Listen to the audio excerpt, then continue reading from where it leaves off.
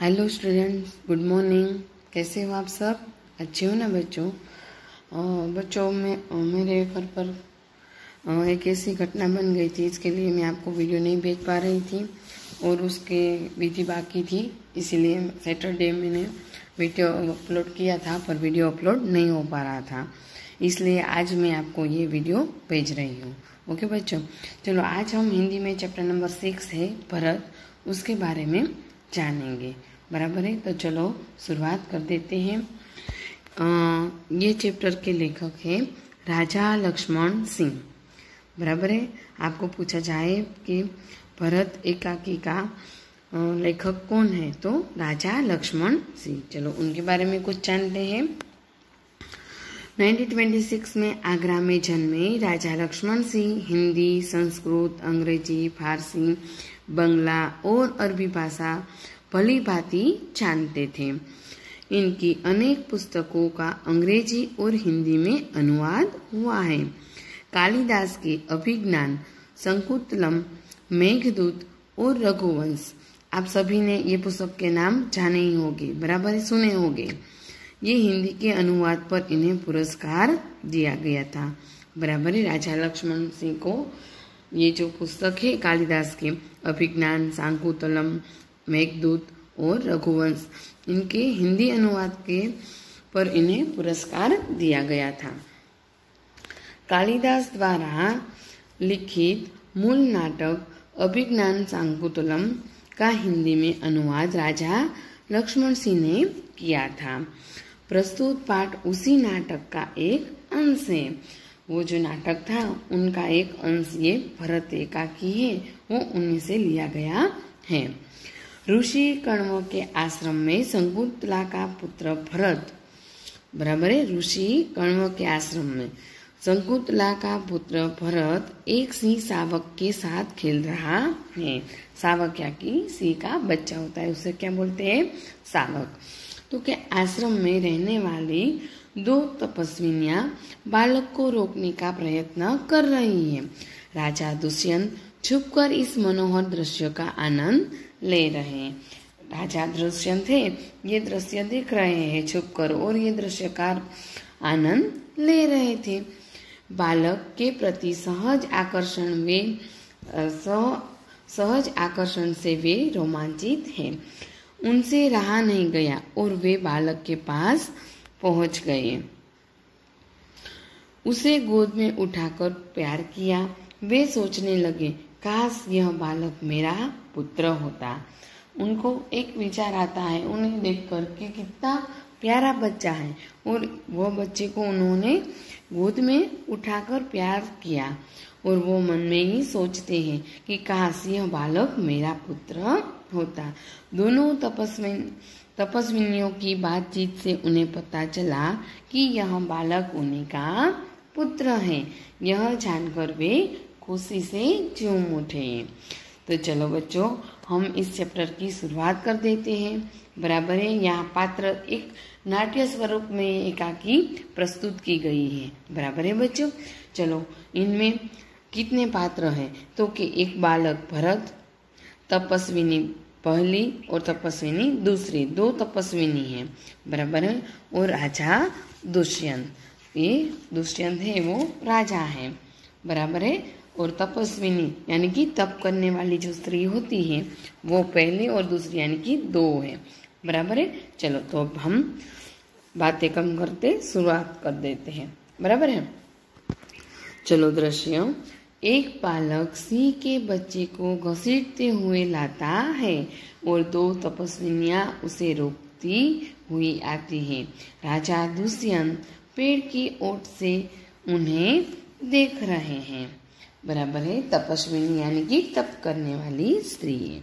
बराबर है, एक बालक है वो सिंह के बच्चे को, बराबर सिंह का छोटा सा बच्चा है उसे घसीटता है, और तपस्विनियां है वो बच्चे को रोकती है। बराबर है, रोक रही है।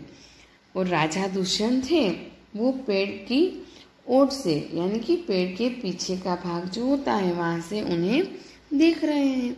बालक, अरे सिंह तू अपना मुख खोल, मैं तेरे दांत गिनूंगा। बालक भरत है वो क्या बोलता है कि अरे सिंह तू अपना मुंह खोल, मुख यानी कि मुंह खोल, मैं तेरे दांत गिनूंगा। वो बालक, वो बच्चे शावक है, उनके दांत गिनना चाहता है। तो पहली तपस्विनी क्या कहती है, ये हठीले बालक तू वन के इन पशुओं को क्यों सताता है।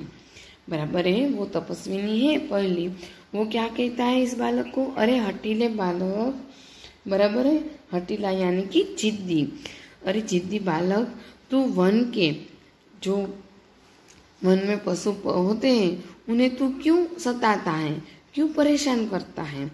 हम तो इन पशुओं को बाल बच्चों के समान रखती है। बराबर है, वो क्या कहते हैं कि तू इन पशुओं को क्यों परेशान करता है, हम तो इन पशुओं को बाल बच्चे यानी कि बच्चे की तरह ही रखते हैं, तेरा साहस बढ़ता ही जाता है। क्या कहते हैं वो तपस्विनी कि तेरा साहस है वो बढ़ता ही जाता है। तेरा नाम ऋषियों ने सर्वदमन रखा है, सो ठीक ही है। सर्वदमन यानी कि सबका दमन करने वाला, बराबर है, उसका नाम क्या था, दुष्यंत भरत का एक नाम है। बराबर है कि तेरा नाम सही रखा है, बराबर है, सर्वदमन, बराबर है, तेरा नाम ऋषियों ने सर्वदमन रखा है, वो ठीक ही रखा है, ऐसा तपस्विनी कहती है। तो दुष्यंत क्या कहता है कि उनकी बातें सुनकर स्वयं से, आहा क्या कारण है कि मेरा स्नेह इस बालक की ओर उमड़ा सा आता है। बराबर है, वो क्या कहता है, क्या कारण है कि मेरा स्नेह इस बालक की ओर उमड़ा सा आता है। दूसरी तपस्विनी बोलती, जो तू इस बच्चे को छोड़ न देगा तो सिंहनी तुझ पर दौड़ेगी। दूसरी तपस्विनी क्या कहती है कि ये बच्चे शावक है, सिंह का बच्चा तू उसे नहीं छोड़ देगा तो उसकी माँ सिंहनी आएगी और तुझ पर दौड़ेगी। तो बालक क्या करता है, मुस्कुरा कर कहता है, ठीक है, सिंहनी का मुझे ऐसा ही डर है, मुंह चिढ़ाता है।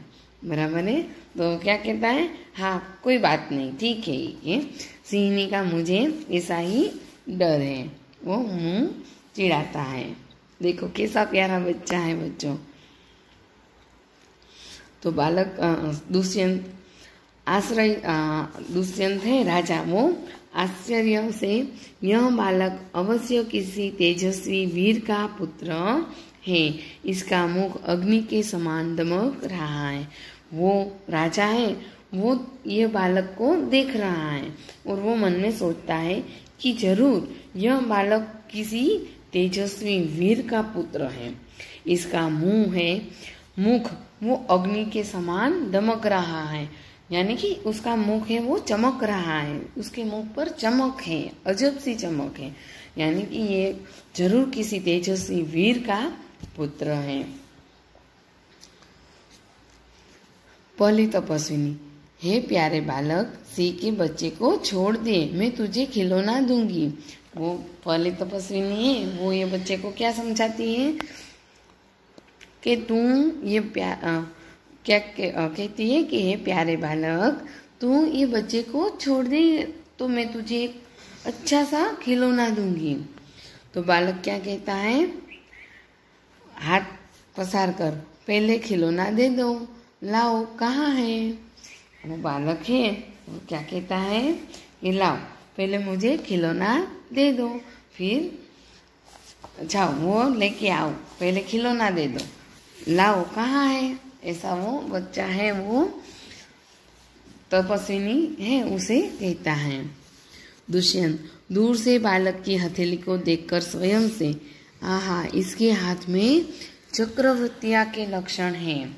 चक्रवर्तिया यानी कि समुद्र तक की पृथ्वी को जीतने वाला सम्राट, उसे क्या कहते हैं, चक्रवर्ती। बराबर है, उसकी रेखाएं वो दूर से ही देखता है और अपने आप से वो बातें करता है। उंगलियों पर कैसा अद्भुत जाल है और हथेली की शोभा प्रांत कमल को भी लज्जित कर रही है। बराबर है, क्या कहता है दुष्यंत अपने आपसे ही बात करता है कि ये बच्चा तो चक्रवर्ती है, समुद्र तक की पृथ्वी को जीतने वाला सम्राट है। बराबर है। उसकी उंगलियां पर भी अद्भुत चाल है और हथेली की शोभा प्रांत कमल की तरह सुबह का जो कमल खिलता है ऐसा लज्जित कर रही है। इसे वो अपने आप से बात कर रहा है। दूसरी तपस्विनी, हे सखी सुब्रता, यह बातों से न मानेगा। बराबर है। दूसरी जो है तपस्विनी, वो पहली तपस्विनी से कहता है कि सखी सुब्रता, यह बातों से नहीं मान लेगा। जा मेरी कुटिया में से ऋषिया कुमार के खेलने के लिए मिट्टी का मोर रखा है, उसे ले आ। वो तपस्विनी है। दूसरी तपस्विनों को क्या कहता है, ये बातों से नहीं मानेगा, तू जा और मेरी कुटिया में ऋषि कुमार के खेलने के लिए मिट्टी का मोर रखा है, उसे तू जल्दी से ले आ। तो पहली तपस्विनी, मैं अभी लिए आती हूँ, और वो जाती है खिलौना लेने के लिए। बालक, तब तक मैं इसी सिंह के बच्चे के साथ खेलूंगा। यह कहकर तपस्विनी की ओर देखकर हंसता है। बराबर है। वो बालक क्या कहता है, जब तक वो मोर लेके खिलौना लेके नहीं आता है तब तक मैं इस सिंह के बच्चे से खेलता हूँ। बराबर है। वो बालक ऐसा बोलता है कि तब तक मैं इस सिंह के बच्चे के साथ खेलूंगा। यह कहकर वो तपस्विनी की ओर देखकर हंसता है। चलो दुष्यंत, आप इस सुंदर बालक से खेलने को मेरा मन कैसा ललचाता है। आह भरकर धन्य है वो मनुष्य जो अपने पुत्रों को गोद में लेकर उनके अंक की धूलि से अपनी गोद मेली करते हैं और पुत्रों को मुख अकारण हंसी से खुलकर उज्जवल दांतों की शोभा दिखाते और तुतले वचन बोलते हैं। बराबर है। दुष्यंत है, वो ऐसा ललचा रहा है इस बालक को, उसे अपनी गोद में लेना है। बराबर है। इस सुंदर बालक से खेलने को मेरा मन कैसा ललचा रहा है। उस बालक के साथ राजा दुष्यंत को भी खेलना है। वो आ भर कर बोलता है, धन्य है वे मनुष्य जो अपने पुत्र को गोद में लेकर अनेक अंक की धूलि से अपनी गोद मेली करते हैं। बराबर है। वो क्या कहता है, धूलि यानी कि मिट्टी। बराबर है। तो कि अपनी अनेक अंक की मिट्टी से अपनी गोद मेली करते हैं और पुत्रों के मुख अकारण हंसी से खुलकर उज्जवल यानी कि चमकते हुए स्वच्छ दांतों की शोभा दिखाते हैं और तुतले वचन बोलते हैं। तुतले वचन यानी कि तुतली बोली में बोले गए शब्द। आप सभी जानते हैं जब बच्चे छोटे होते हैं तब तोतला बोलते हैं ना, तो वो तुतले वचन बोलते हैं। दूसरी तपस्विनी, क्यों रे ठीक तुम मेरी बात कान नहीं धरता। बराबर है। वो क्या कहती है तपस्विनी, क्यों रे ठीक तुम मेरी बात क्यों नहीं सुनता। इधर उधर देखकर कोई ऋषि कुमार यहाँ है। बराबर है। वो इधर उधर देखता है और कोई ऋषि कुमार यहाँ है। दूसरी को देखकर हे महात्मा, तुम ही आओ और कृपा करके इस बलि बालक के हाथ से सिंह के बच्चे को छुड़ाओ। वो राजा दुष्यंत की देखकर कहती है, हे महात्मा। बराबर है। वो क्या कहती है कि हे महात्मा, आप ही यहाँ पर आओ और कृपा करके इस बलि बालक के हाथ से ये सिंह के बच्चे को छुड़ाओ। दुष्यंत क्या कहता है राजा कि अच्छा, बालक के पास जाकर और हंसकर। बराबर है। वो कहता है अच्छा मैं आता हूँ। वो बालक के पास आकर हंसता है, हंसकर कहता है, हे ऋषि कुमार, तुमने तपोवन के विरुद्ध यह आचरण क्यों सीखा है जिससे तुम्हारी कुल की लाज जाती है। वो क्या कहता है, हे ऋषि कुमार, तुमने तपोवन के विरुद्ध यह आचरण यानी कि व्यवहार, ऐसा व्यवहार क्यों सीखा है जिससे तुम्हारे कुल की लाज यानी कि लज्जत जाती है। बराबर है। ऐसा क्यों किया है तुमने? यह तो कोई अच्छी बात नहीं है, ये बात अच्छी नहीं है। बच्चे ने सिंह के बच्चे को छोड़ दिया। राजा ऐसी बात कहता है, कहने लगे, तभी उस बच्चे ने सिंह के बच्चे को छोड़ दिया। आप देख सकते हो यहाँ पर वो बालक सिंह के बच्चे के साथ खेल रहा है। चलो आगे देखते हैं। दूसरी तपस्विनी, हे बड़भागी, यह ऋषि कुमार नहीं है। बराबर है। बड़भागी यानी कि बड़े भाग्य वाला। तो कि हे बड़े भाग्य वाला, यह ऋषि कुमार नहीं है। दुष्यंत कहता है, सत्य है, उसके काम ही ऐसे साहस के हैं, यह ऋषि कुमार नहीं जान पड़ता। तो वो राजा क्या कहता है, ये सच्ची बात है, उसके काम ही ऐसे साहस के हैं, यह ऋषि कुमार नहीं हो जाना पड़ता, ये ऋषि कुमार हो ऐसा नहीं लगता है। परंतु मैंने तपोवन में वास देख इसे ऋषि पुत्र जाना था कि ये तपोवन यहाँ पर रहता है। बराबर है। तपस्वी ऋषि मुनि के आश्रम में रहता है, यह जानकर मैंने ऐसा सोचा कि यह ऋषि कुमार है। परंतु मैंने तपोवन में वास देख इसे ऋषिपुत्र जाना, मुझे ऐसा लगा कि ये ऋषिपुत्र है। बच्चे की हथेली को अपने हाथ में लेकर स्वयं से, बराबर है, वो बच्चे की हथेली है, उसे अपने हाथ में लेकर अपने आप से वो कहता है, आहा, जब इसका हाथ छूने से मुझे इतना सुख हुआ है, तो जिस बड़भागी का यह बेटा है उसे कितना हर्ष होता होगा। वो क्या कहते हैं कि उसका हाथ छूने से मुझे इतना सुख मिलता है, मुझे इतनी शांति आनंद मिलता है, तो जिसका ये बच्चा है, बराबर है, जिसका ये बच्चा है वो कितना भाग्यशाली होगा। बराबर है। उसे कितना हर्ष आनंद होता होगा। दूसरी तपस्विनी, दोनों की ओर देखकर बड़े अचंभे की बात है।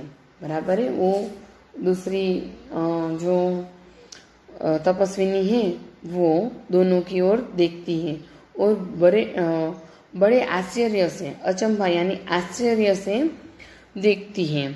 आश्चर्य से वो बात कहती है दुष्यंत को, तुम्हें क्यों अचंभा हुआ? राजा क्यों क्या कहते हैं कि तुम्हें क्यों आश्चर्य हुआ?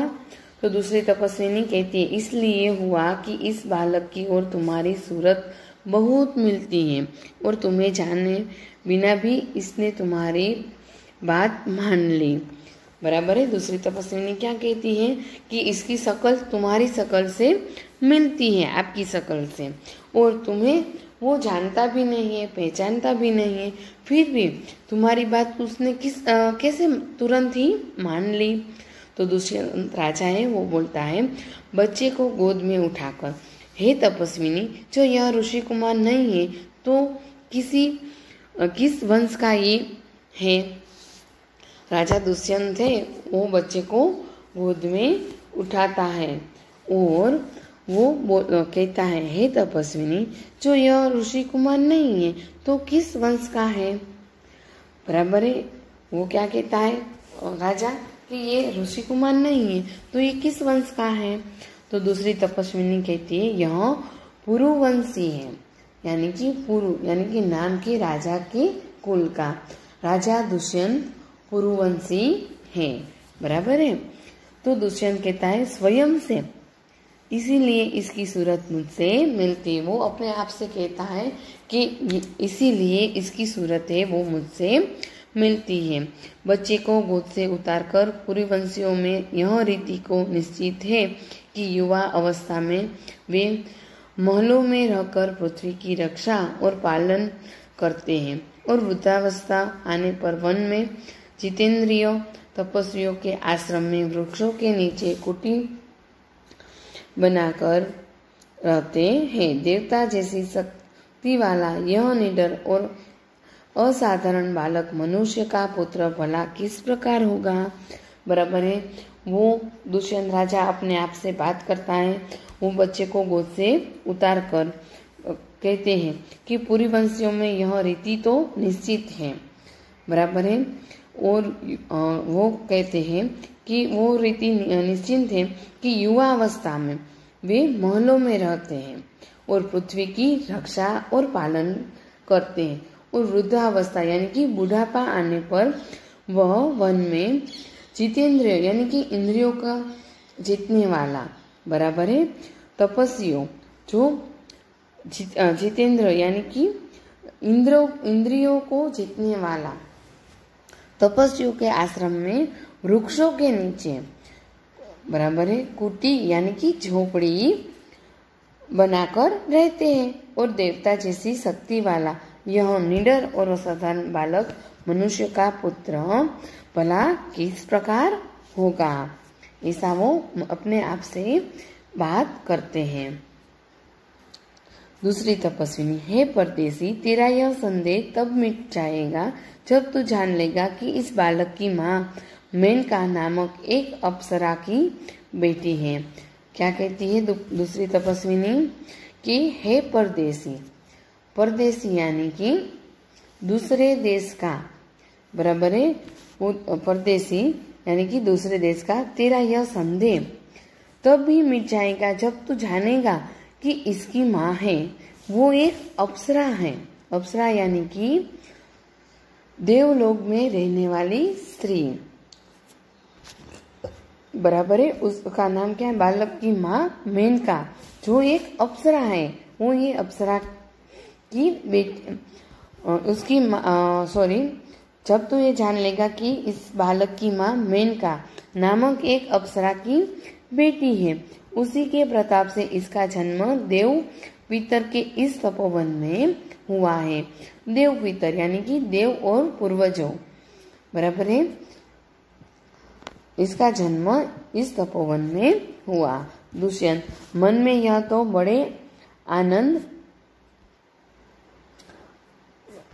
मन में तो बड़े आनंद की बात सुनाई, इसकी कुछ और आशा बढ़ी। इसकी माता किस राजर्षि की पत्नी है, बराबर है, वो मन में बात करता है राजा कि यह तो बड़े आनंद की बात सुनाई, इससे कुछ और आशा उसकी बढ़ गई। इसकी माता किस राजर्षि की पत्नी है, बराबर है, वो पूछता है। तो दूसरी तपस्विनी बोलती है, जिस राजा ने अपनी विवाहित स्त्री को बिना अपराध छोड़ दिया है उसका नाम मैं न लूंगी, बराबर है, विवाहित यानी कि शादीशुदा स्त्री, कि जिस राजा ने अपनी शादीशुदा पत्नी को, स्त्री को बिना कुछ अपराध के यानी कि उसका कुछ कसूर नहीं था, उसके बिना ही उसे छोड़ दिया है, उसका नाम मैं न लूंगी। दुष्यंत स्वयं से, यह कथा तो मुझ पर लगती है, भला अब इस बालक की माँ का नाम पूछूं? पहली तपस्विनी मिट्टी का मोर लेकर आई। वो राजा है, वो स्वयं यानी कि अपने आप से बात करता है कि यह कथा तो मुझ पर लगती है, बराबर है, मेरे पर ये बात लगती है। अब भला इस बालक की माँ का नाम मैं कैसे पूछूं? तभी पहली तपस्विनी मिट्टी का मोर लेकर आती है। पहली तपस्विनी, हे सर्वदमन, यह संकुत लावण्य देख। वो क्या कहती है? सर्वदमन उसका नाम है, और सर्वदमन यानी कि सबका दमन करने वाला।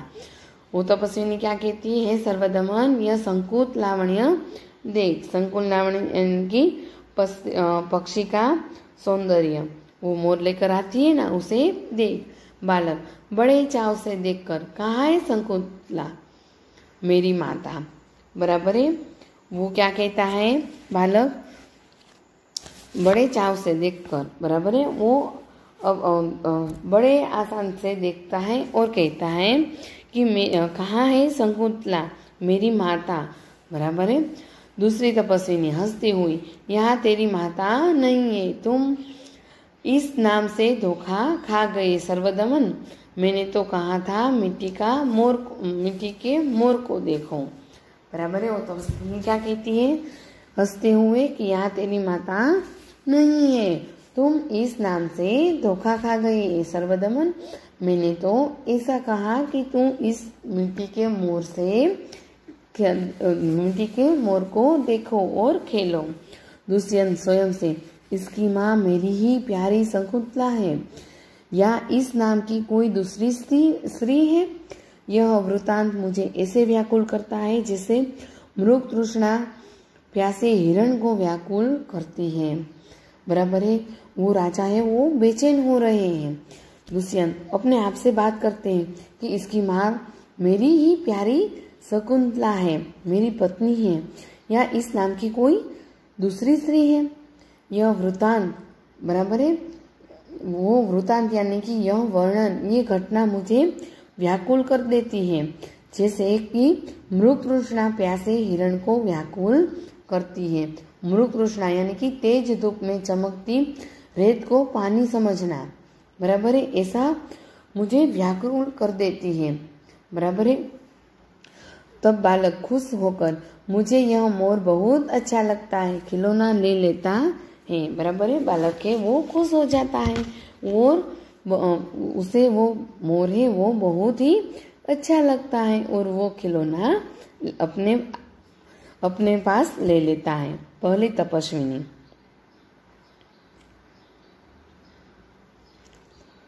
घबराकर, ओह बालक की बाह से रक्षाबंधन का कहाँ गया? बराबर है, वो पहली पत्नी है, पहली तपस्विनी है, वो घबरा कर बोलती है कि इसकी बाह से रक्षाबंधन कहाँ गया? बराबर है, उसकी बाह पर एक रक्षाबंधन थी, वो कहाँ गया? दुष्यंत, घबराओ मत, जब यह नहर से खेल रहा था तब उसके हाथ से गिर गया था, सो वह पड़ा है, मैं उठाकर तुम्हें दिए देता हूँ। बराबर है, वो घबरा जाती है और बोलती है कि उसके हाथ से कहाँ गया होगा। तब राजा कहता है तुम घबराओ मत, यह नहर से खेल रहा था, वो बच्चे से खेल रहा था, ठीक है, तब उसके हाथ से नीचे गिर गया था, वह पड़ा है, मैं तुम्हें उठाकर दे देता हूँ। उठाने के लिए झुकता है तो पहली तपस्विनी, अरे अरे मत उठाओ, इसे मत छूना। वो क्या कहती, तुम उसे अरे अरे मत उठाओ, मत छूना उसे। दूसरी तपस्विनी, ओ इसने तो उठा नहीं लिया। दोनों एक दूसरे को आश्चर्य से देखती है। बराबर, दूसरी कहती है अरे इसने तो उठा लिया, और दोनों एक दूसरे के सामने आश्चर्य से देखती है। दुष्यंत, यह लो, परंतु यह कहो कि तुमने मुझे इसको उठाने से रोका क्यों? बराबर, वह उठाकर वो तपस्विनी को राजा दे देता है, पर वो राजा क्या कहता है कि यह लो, परंतु आपने मुझे इसे छूने को उठाने को लिए क्यों रोका? तभी दूसरी तपस्विनी कहती है, इस रक्षाबंधन का नाम अपराजित है। बराबर है, दूसरी तपस्विनी क्या कहती है, इस रक्षाबंधन का नाम अपराजित है। जिस समय इस बालक का नामकरण हुआ था तब महात्मा मरीचि के पुत्र कश्यप ने यह धागा दिया था। इसका गुण है कि कभी यह धरती पर गिर पड़े तो इस बालक की माता पिता को छोड़कर इसे कोई दूसरा न उठा सकेगा। बराबर है, दूसरी तपस्विनी क्या कहती है कि यह अपराजित है। जिस समय इस बालक का जो नामकरण होता है ना, तब इसका नामकरण हुआ था, तभी महात्मा ऋषि मरीचि के पुत्र कश्यप ने यह धागा दिया था। बराबर, महात्मा मरीचि के पुत्र कश्यप ने ये धागा दिया था। इसका गुण है कि यह कभी भी धरती पर गिर जाए तो उसे केवल उसके माता पिता ही उठा सकते हैं, यानी कि गिरे पड़े तो इसके बालक के माता पिता को छोड़कर इसे कोई भी नहीं उठा सके। तब दुष्यंत कहता है, और जो कोई उठा ले तो क्या हो? बराबर है, दुष्यंत प्रश्न पूछता है कि अगर कोई उसे उठा ले तो क्या हो? पहली तपस्विनी, तो यह तुरंत सांप बनकर उसे डसता है। बराबर है, तो ये तुरंत सांप बन जाएगा और सांप बनकर उसे डस लेगा। दुष्यंत, तुमने कभी ऐसा होते देखा है? दुष्यंत क्या पूछता है कि कभी तुमने ऐसा देखा है? तो पहली तपस्विनी अनेक बार क्या कहती है कि कई बार। दुष्यंत प्रसन्न होकर, तो अब मेरा मनोरथ पूरा हुआ, मैं क्यों ना आनंद मनाऊं। बालक को गोद में लेता है, पर्दा गिरता है। बराबर है। दुष्यंत को पक्का हो गया कि जरूर ये मेरी पत्नी जो शकुंतला है, बराबर है, उसका ही बच्चा है और ये मेरा बच्चा है। बराबर है। पहली तपस्वी ने कहा था ना कि इसकी माँ का नाम मत पूछो। बराबर है। तभी और दुष्यंत को पता चल गया था कि इसकी माँ मेरी ही प्यारी शकुंतला है और यह मेरी पत्नी शकुंतला का बेटा है, यानी कि मेरा ही बेटा है। वो दुष्यंत है, वो प्रसन्न हो जाता है, खुश हो जाता है। बराबर है। और वो खुश होकर तो प्रसन्न हो जाता है और तो अब मेरा मनोरथ पूरा हुआ, मैं क्यों ना आनंद मनाऊं। बराबर। उसके मन में जो भी था वो क्लियर हो गया, यानी कि साफ हो गया कि यह मेरा ही बेटा है, मेरा ही बच्चा है। और वो कहता है कि मैं आनंद क्यों ना करूं। वो राजा दुष्यंत है, वो बालक को अपने गोद में ले लेता है और पर्दा गिर जाता है। बराबर है। उसे पता चल गया कि यह बालक है, धुरंधर बालक, वो मेरा ही बालक है। बराबर है। इसका नाम क्या है? सर्वदमन। बराबर है। वो राजा दुष्यंत इसमें खुश हो जाते हैं और उसको गोद में उठा लेते हैं।